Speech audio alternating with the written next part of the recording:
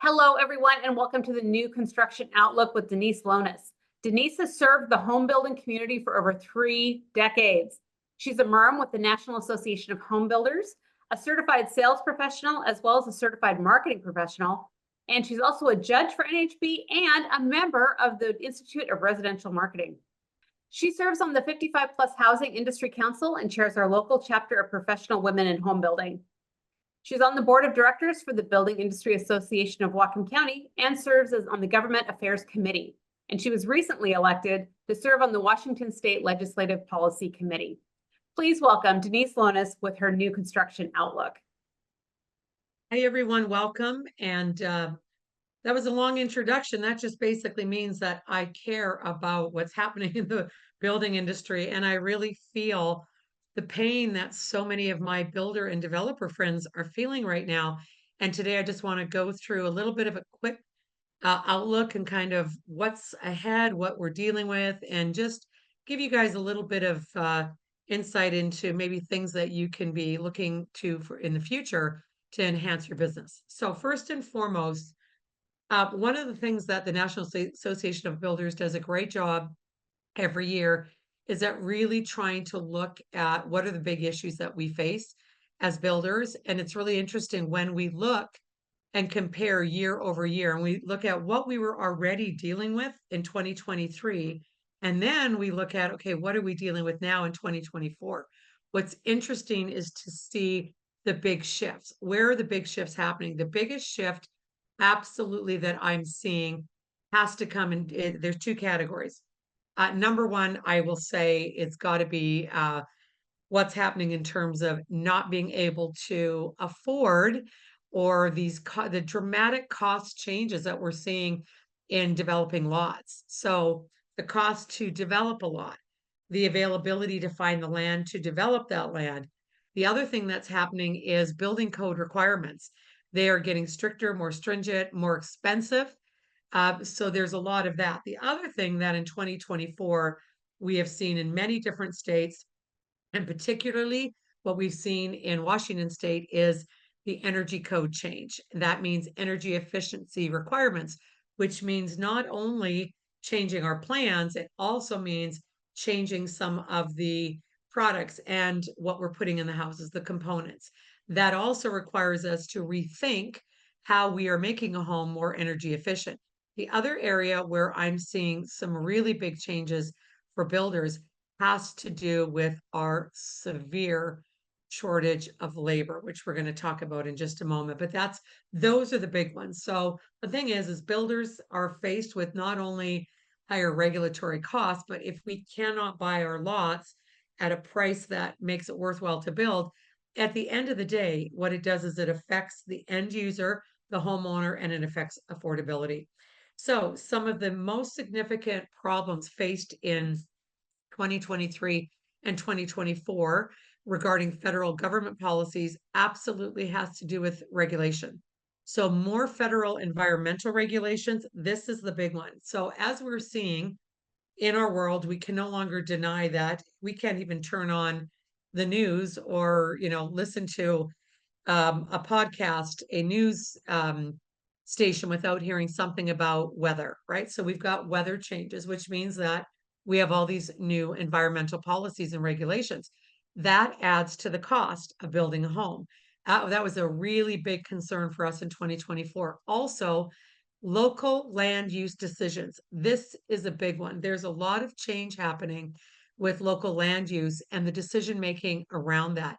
Also, and we see that a lot in Washington State right now, is local regulation around things like trees, around water, all these new things that have always been there, but now these policies seem to be getting stricter. And the stricter the policy is, the more difficult it is for a builder to build. I've talked to many builders who are now the number one thing on their radar right now has to do with trees and the availability of land use around the tree regulation. So that's important. The other thing is taxes on home builders. That continues to be a big issue. And if we look at immigration policies are also a big issue because a lot of our labor force is also depending on where you are in the country. There are some states that greatly depend on a labor force that is either recently immigrated, or in fact, there are work visa immigration issues now for even some of the large production builders that are working to offer work visas to get labor because we just don't have the labor. That's becoming a huge issue in the building industry. The other thing that is absolutely stunning is when we look at not just general labor, not a general laborer, now we look at skilled labor. We have a monumental shortage in our skilled labor, and that shortage is incredible. The number of open construction positions at the end of December of 2023 was 449,000. That is a huge number. We need more skilled labor, which means that in the building industry, I always speak about the importance of us at the state level, at the local level, whatever level that you have influence in, it's important to have a strong voice about our local government, our regional government, our state government, and our federal government, really looking at opportunities to train people into these skilled labor positions. We do not have enough skilled labor. We don't have enough skilled labor training. Also, making that training something that somebody that's interested in, let's say someone says, you know what, I'd love to be a plumber. We need a program where somebody can go to school to be a plumber, and there also is the ability for them to be given enough of a living, we're going to call it a living wage, while they're going to school, so that they can actually, because there's a lot of people out there that would love the idea of becoming a trained plumber, but they can't do the transition of they've got to work at full time to get their living wage to pay their living expenses. So there needs to be a living wage / living expense program. And by the way, they've done this in other countries. If I look at, I talk about Australia a lot when I talk about new construction, because both Australia and, believe it or not, right across the border in Vancouver, there are some fantastic programs that they've done when they've had skilled labor shortages, and they've hit this where we are right now in the United States with our lack of skilled labor. Other countries have already dealt with it. They dealt with it in Canada, particularly Eastern Canada, and then right close to us in Western Canada, also in Australia. And to have a program where somebody that wants to be a skilled laborer in the construction industry can do so, they are basically put on a program where they go to school for X number of months. They're given a living wage so that their expenses are paid for, so they can go and learn and be able to live without having to be looking for a part-time job evenings and weekends. And that's not the way that we want our skilled laborers to be trained, because I don't want somebody who's going to school in the daytime to be a plumber and then working evenings and weekends and they're exhausted. You want people to be able to learn at a pace that makes sense and is comfortable. So this is one of the biggest things that I love to speak about and advocate about, because we need this trained labor. The other issue, this is such a big issue right now. When we look at what the regulatory costs are for each home that is built, right now, this is the national number, and regional numbers and your local numbers are going to change.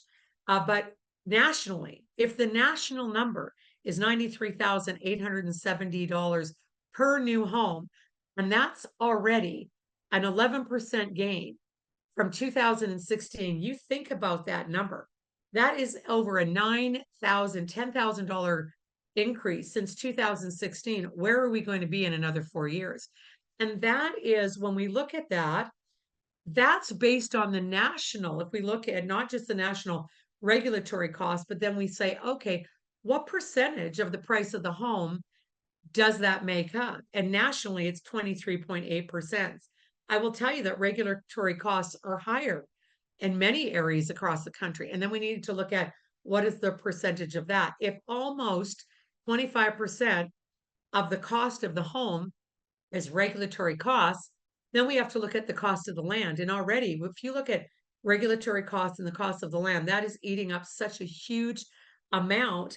How are we supposed to build that home? Where are we going to be able to cut corners? You can't reduce the number of You can't reduce how much lumber you need to build a house.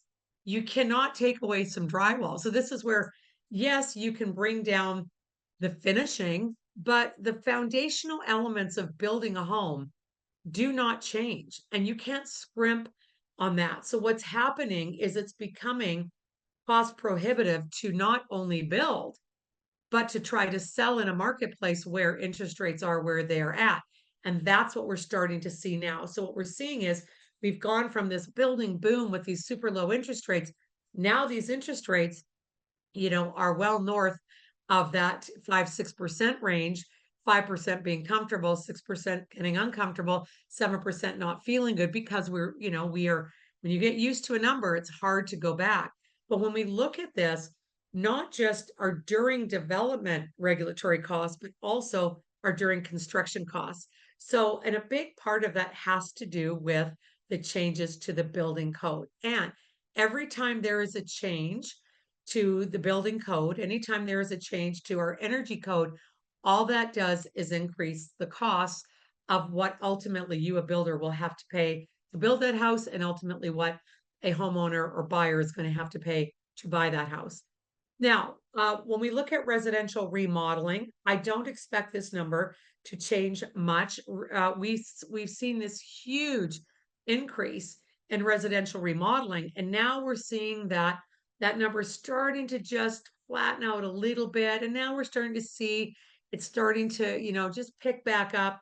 This represents a sudden change in interest rates and the shock to the system to a current homeowner who is thinking about remodeling, and then they go and look at what are the costs to remodel, and they see those costs have gone up, but also the cost of money, because ultimately wherever you hold your money, whether it's in real estate, whether it's in the bank, whether it's in the stock market, yes, when interest rates double in under 18 months, which they did, we saw the height of that market in May 2022, and then interest rates started to go up, and that's where we're starting to see just that leveling down of remodeling. But remodeling is here to stay, and it's here to stay because the cost to buy new is very prohibitive. So that becomes just another challenge in the world of building and construction.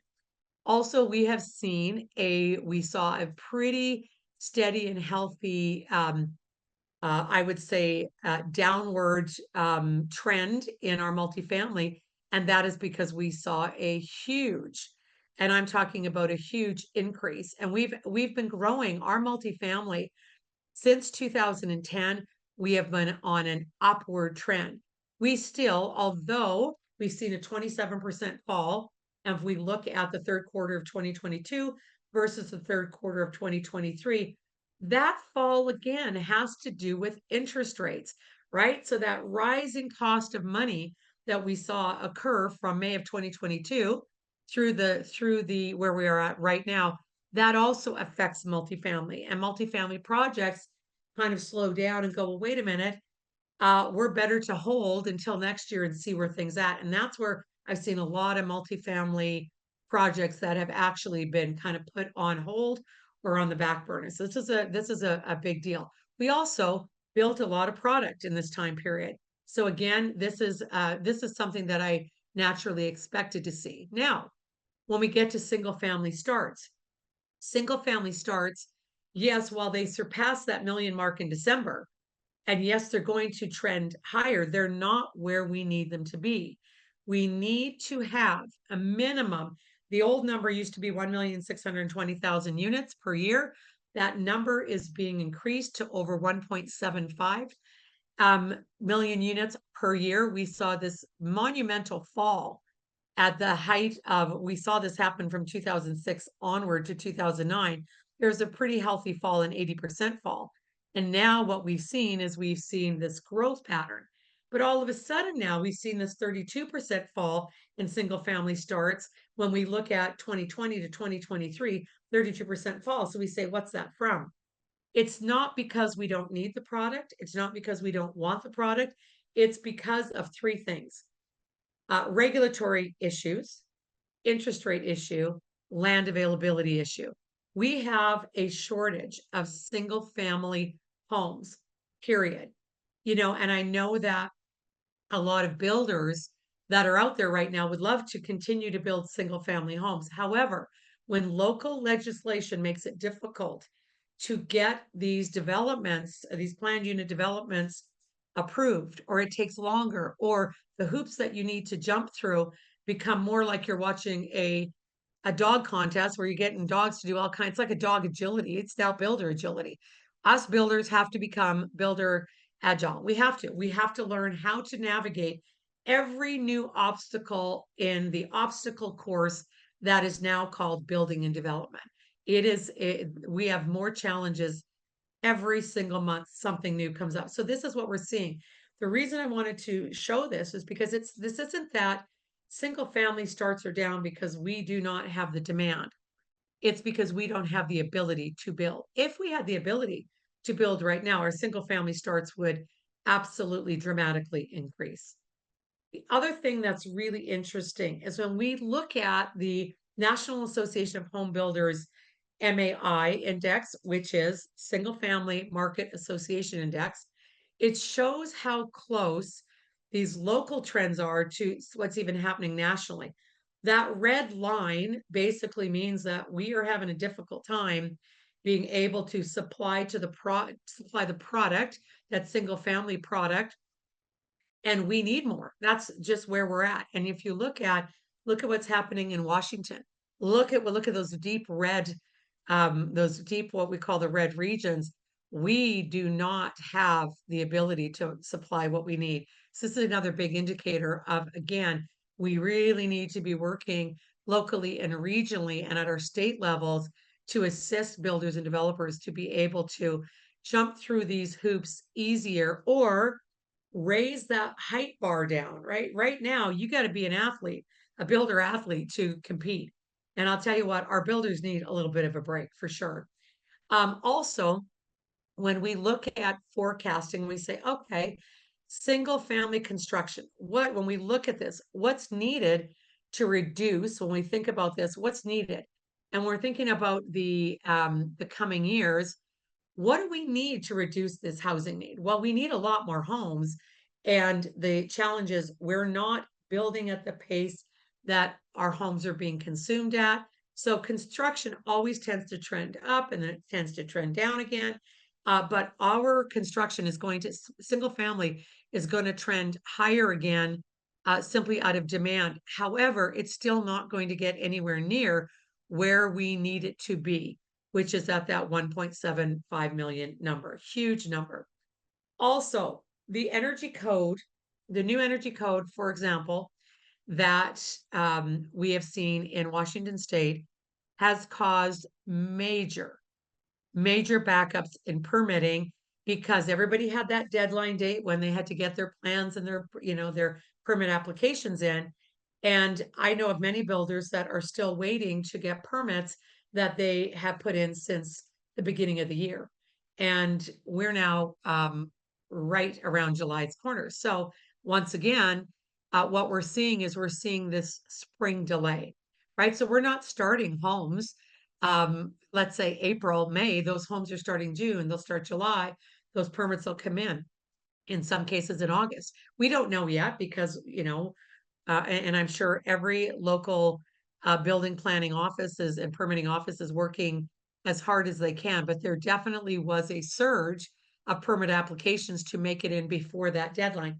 Deadline is now passed. The other challenge that we're seeing now is now what's happening in many planning departments, what they're wanting to do is they're wanting not just the builder to come in for a meeting, but the builder and these vendors that are supplying some of these energy efficient type of products. And what's happening now is builders are going, okay, I can be here on this day, but now they're trying to coordinate schedules with their vendors, and it's really hard to do it. I know of one vendor in particular that said, it's getting to the point where it's becoming too expensive because now I got to go to all these meetings at, the planning department, and there's a cost to do that. So am I going to say to my builder, by the way, I'm going to build you 3 hours of my time. I got to drive there. I got to drive back. I got to be there for the meeting. So all of these challenges that we're starting to have to navigate this, we've got some navigation ahead of us for sure. Now the best news actually was on June 12th, the in Washington, they had a housing industry day. It was like everybody that was associated within the housing industry went to Washington, and there were 250 committee meetings. This is incredible. This has never happened before. Now, the reason why it's happening now is because we have a shortage of housing.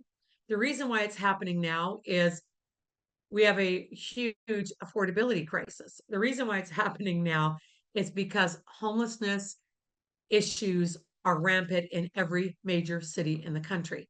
And this is the problem. The other thing is when you make it too expensive for people to buy homes, then what ends up happening, and when you make it too expensive for people to rent, what happens is that there's always different types of homelessness. There absolutely is homelessness that is caused because of people that have mental illness or drug addiction issues, but economic homelessness, that is the homelessness where people are forced to choose alternate housing, which is, of course, on the street, becomes a huge problem. And it's a huge problem. And it's not just, I'm talking about seniors that are forced into homelessness because rents are going up. They can't afford to live anymore. It isn't just that drug addicts and mental illness is rampant on the streets. That's not what it is. We have a huge amount of economic homelessness, and that needs to be addressed. And it's a housing shortage, which makes it a housing crisis, which is why now the housing industry as a whole, and I'm talking about large builders, large developers, suppliers of product, we all have to get together and go, how can we make this, how do we make this more affordable? Why that's important is because we have to go back to our local or regional areas and say, okay, here are the things that are impeding us from being able to put that affordable price tag on a home. It's not just builders are being greedy and they are raising their profits. Absolutely, that is not true. In fact, many builders, their profits are shrinking because they know there's only a certain point of where you can sell that home at. So this June 12th housing industry day was really super important. And I will keep you guys up to date on when the next one is. And then I highly, highly recommend that you be a part of it. Also in Washington State, we have our Hill Day, and I tell everybody to go and support or be in or sit in on the housing bills that and you can do it before the meeting. Really get involved and understand what's happening at the local and state level that has to do with the industry that you're in, which is housing. And then multifamily outlook, bottom line for multifamily is that we're seeing this soften a little bit because of the reasons I just talked about. And also we have a lot of this product at this point, okay? Single family outlook, we don't have enough single family. The outlook for single family is very strong. However, the hoops are getting greater for the builders. That's the biggest challenge we have right now is the ability to build. And then, of course, when you add something new, like, for example, let's just take Bellingham and use Bellingham as an example. Bellingham now has the emergency tree ordinance, okay? So building a home, unfortunately, most lots don't come without trees, right? So if you're going to build, you're going to build in a lot. Usually that lot has trees. And now there are a lot of new regulations that come with that. So again, we have to find the balance, and also we have to have that balance, not just builders and developers, and we want to build more, but a balance also with community and neighbors and neighborhoods to understand that here are the challenges we face to be able to provide these neighborhoods and communities to you and housing to you. We need to work together, and it can't just be one side against the other. The builders and developers, bad guys because they want to build, and then you've got people that want to preserve trees. There is a balance, and we need to all come together and find that balance. The other thing that's extremely, extremely important, and you're going to see this, is having space, this what we call speculative space, where people have an option to use that space for something that they can, that's special to them. like a need that they may have, a hobby that they may have, housing needs that they may have. What if they have a young adult that is living down in San Francisco, for example, and the rent has just, hit $4,500 a month for a studio, and they can't afford to live there anymore, and they decide to, I'm going to take a job up in Bellingham, Washington, and work remote because I just can't afford San Francisco anymore. Having the ability to have that person be able to come home and actually have their own space. So this spec space is extremely important. So as you're building, really think about, how can I add to my plan a space that can solve challenges and problems for homeowners? That's a big one. So, and then finally, I think my final comment and the outlook that I want to speak most about is that, I'm seeing in the building industry so much new information coming forward, the new energy code. It's almost like builders and developers have to go back to school. There's a lot coming at you, a lot of information.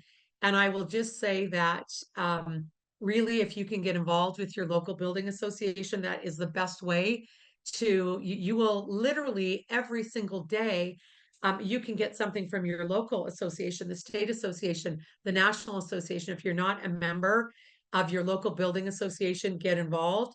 If you're a real estate professional, get involved with your builders, because housing and real estate, as you're selling the product, builders are building it, they go hand in hand. So I really encourage everybody to get involved. And, we've got such a great local association. Our state association is incredible. And just get involved and learn more. And the more you can educate yourself slowly, the reason I love that kind of involvement is because things come at you in little bites. So you're learning as you go instead of being like inundated at one moment. So I hope you enjoyed that outlook. I'll be back again next month with another one. And until now, just get out there, build beautiful homes, sell beautiful homes, and just know that the work that we do is good work, and we're very, very important in our communities. Thanks, builders. Thanks, developers. Thanks, agents. Take care.